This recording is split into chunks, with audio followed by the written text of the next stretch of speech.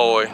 Alright then, so we had to be at the shop today to meet some people to collect one renter, because the rental that I've got that I'm working on is way down kind of in the country, and I was out of pocket yesterday, and it's hard for that guy. They both have to hunt me down and find me, whereas where I normally collect rent locally, you know, it's way out of the way for them to pay me or whatever, so he's got to bring his rent.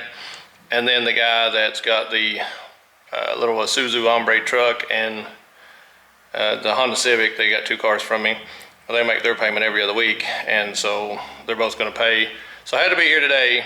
So we ended up hauling two cars off. I had one of my son's friends, I paid him to help today, but I hauled off the G35, and then I hauled off the little Mazda Protege car. I got it out. But I don't need it. I didn't need it. But that's two less things that I got to deal with. So, yeah, either way. So I went to a local parts store, and, well, let me back up. All right, so on the chase bays setup for the G35, if you'll remember, I ran into this issue, this fitting that lives in here on this end. All right, so this is, if I can get it in there. This is where that will live, and so that was too small to go in the hose that goes out to the reservoir. Correct? Correct. All right.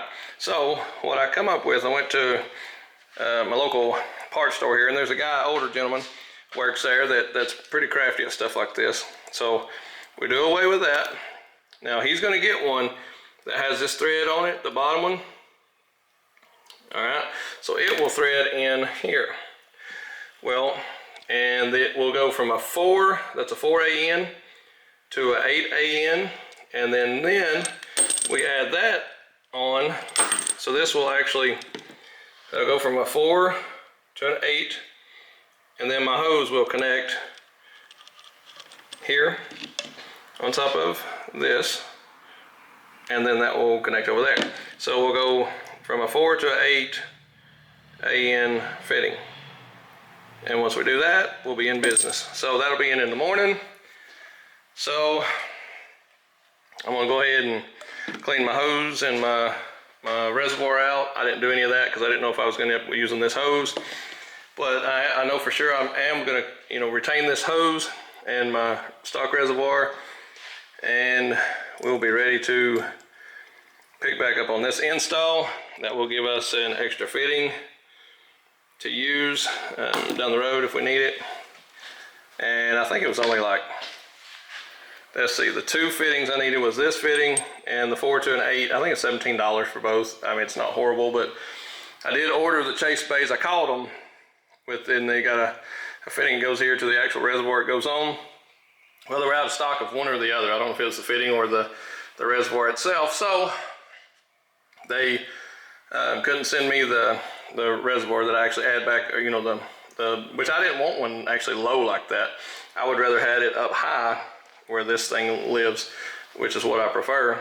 I didn't want to, they make them where it shares your brake, and so you come up here and you drill a hole in your brake and you have to put a washer and stuff on it, and you actually share this down to your clutch reservoir. I didn't want to do that, so that way if you ever have to replace one, you have to take them both apart or whatever.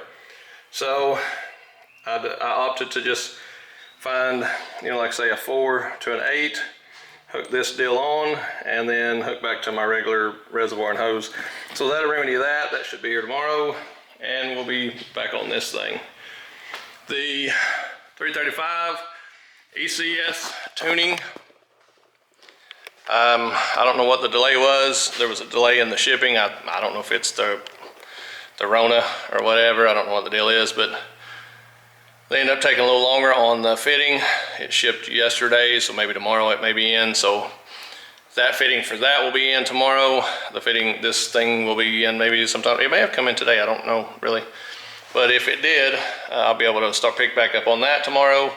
But I for sure can start on this tomorrow, so I'll probably come on into the shop tomorrow and pick back up on the G35, try to get that remedied. And whenever this piece comes in for the BMW, we can get it done too. There's probably 4 hours worth of work between these two, and then I have both these bays emptied out. I've got some other projects I'm wanting to get in here, and like my Dodge truck, I've got a